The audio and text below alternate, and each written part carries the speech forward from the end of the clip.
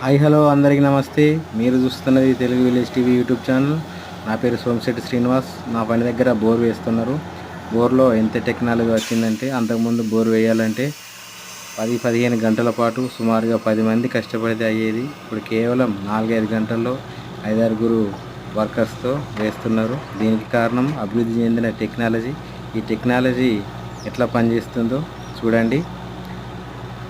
Master మిషన్కు drill వేసే పైపులను అదే 1 by 1 అందిస్తుంది. చూడండి, వీడియోలో చూపిస్తున్నట్టుగా డ్రిల్లింగ్ అవగానే మళ్ళీ 1 by 1 తీసుకొని లారీలో పెడుతుంది.